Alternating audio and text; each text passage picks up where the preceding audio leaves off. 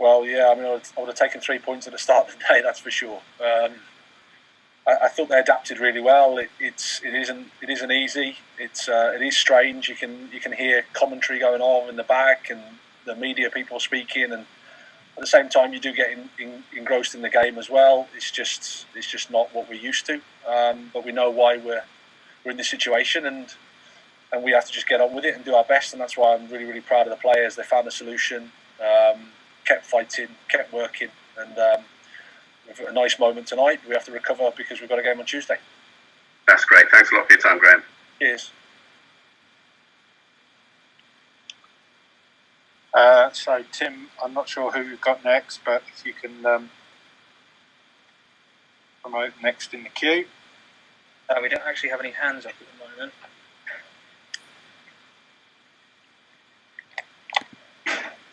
So if you want to ask a question, please raise your hand and we'll promote you. So Andy Naylor or Nick Callow and Brian Owen. Of course, as a striker, you need to score. That's an important part of your job.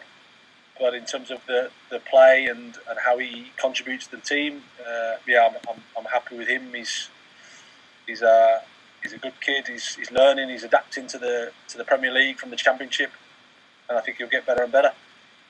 Is he the sort of player? If you look, I mean, you as a sort of primarily a defender yourself, would you have not liked playing against him? It's just, like I say, he's got that kind of competitive streak to him, hasn't he? A lot of movement, keeps defenders busy. Yeah, he's always on the move. He's running. He's fighting. He wants to help the team. He wants to do his best for the club, and he wants to score as well. It's a tough job being a striker because if you miss or you don't score, then pressure can come to you, and there's always an easier solution somewhere else. But he's like I said, he's adapting to the step up from the Championship. I don't know how many goals he's got now, but it's I think he'll be wanting more. But again, he's making that step in a good way, and I think he can get better and better. He mentioned that he apologised to Mikel Arteta at half-time, but basically explained that it was an accident. So did he need to apologise, really? Well, I think, we're not a team that wants to see players injured. We're not a team that wants to, I think we're respectful in that way, and it's not nice to see a fellow professional getting carried off. So, that's a normal reaction from Neil. I don't think it was a malicious challenge. I don't think he went to hurt anybody. It's just one of those things that can happen in football. But obviously, we wish him a speedy recovery.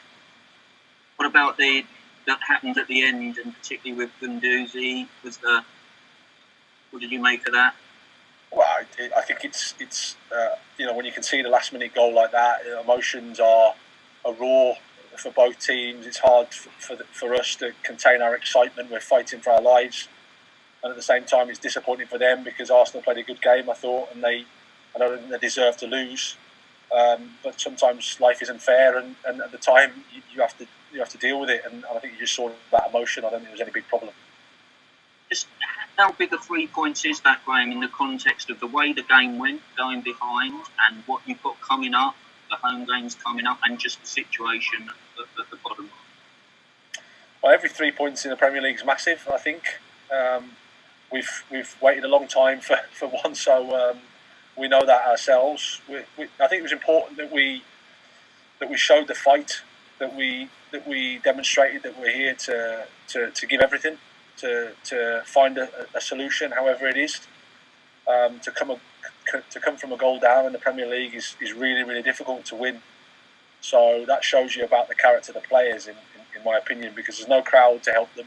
They have to find it themselves within.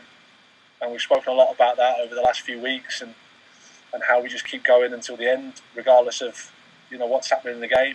And they got the rewards for that today.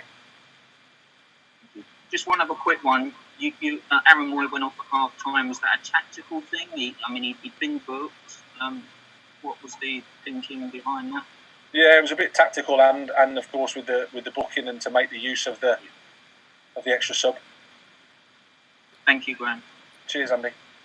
Graham, it's Nick Callow here. Can I just ask, do you prepare for Arsenal games in any different way? Because you seem to have a really good record against them, going back to Ostersund's as well? Well, in this game, I've obviously had quite a long time to prepare, and the game at Östersund, the first game, we had a long time to prepare, but we lost that one 3-0. No difference at all. It's as you can see, that whatever plans you have, the game takes care of itself. The game plays itself, and the players have to find the answers and dig in and find the solutions. And I think they did that really, really well. So proud of them tonight. But do you see certain weaknesses in their play that you can exploit? No. I mean, of course, it'd be easy for me to say this, but I think we won the game today. I'm not sure that Arsenal deserve to lose, but that's football. You know, we played games previously where we think, well, I don't think we deserve to lose that one, or maybe we could have got this extra point. But it's football. Things can turn. There's fine margins. They could have had. They could have scored maybe an extra goal. These things are just what makes football so good. So there's no magic formula. There's nothing. We prepare the same whoever we play, and then it's just about playing the game of football. Cheers, thanks. Cheers. Right, can I just go for an appreciation of the actual effort and organisation defensively that went in? You know, on a hot.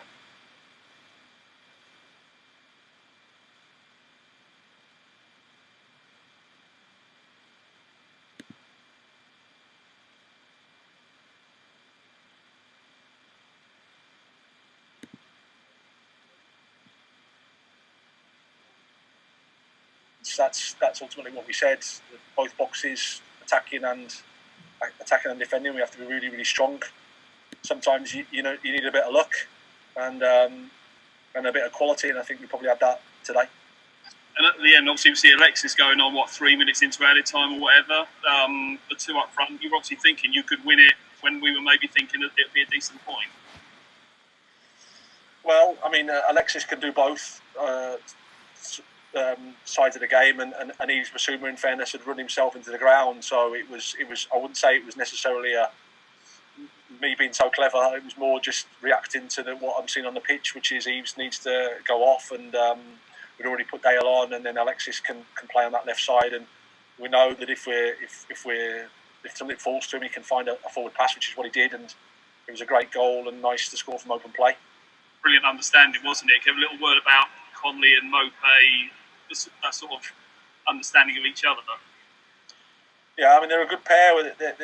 When they're working well for each other, they complement each other well. I thought Aaron came on and really worked for the team.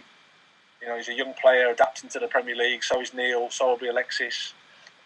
But they've got quality, and they can help us in the next 8 games, and they can help us going forward as well. And you said you'll have to manage Alzati just finally. Presumably that was part of his not being involved today, and also Jahanbakhsh, why wasn't he involved? Yeah, Stephen. Yeah, a little bit. Felt a little bit of soreness in last week in the game, so we just took it a bit careful with him. He'll be coming in contention with the game on Tuesday. So will Ali. And Ali's just unlucky, just tactical, and again he's going to be one that's available again for us next match.